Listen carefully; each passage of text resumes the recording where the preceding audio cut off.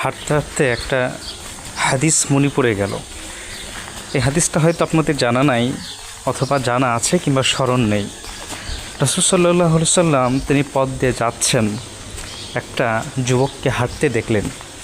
সে যুবকটা অনেক দুর্বল ছিল, রাস্তার মধ্যে প্রায় পড়ে যাবে, হাঁটতে পারছে না। তো রাসূল সে যুবককে দাঁড় করালেন। রাসূল বললেন, তুমি কি অসুস্থ?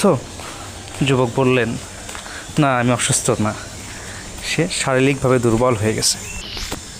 তো রাসূল সাল্লাল্লাহু আলাইহি সাল্লাম বলছেন যে রাস্তায় চলাফেরা করতে হলে শক্তির প্রয়োজন আছে, শক্তিশালী হতে হয়, এছাড়া রাস্তায় চলাচল করা যাবে না। তো সাহাবীরা বললেন যে রাসূল সাল্লাল্লাহু আলাইহি সাল্লাম রাস্তায় এমনভাবে হাঁটতেন যে মনে বীর একজন শক্তিশালী মানুষ যাচ্ছে। সুবহানাল্লাহ। এই জন্য রাস্তায় হাঁটতে গেলে শক্তির প্রয়োজন আছে। রাসূল সাল্লাল্লাহু আলাইহি সাল্লাম বলছেন যে শক্তিশালী না হয়ে রাস্তার পথে হাঁটিও না, যখন তখন দুর্ঘটনা হতে পারে।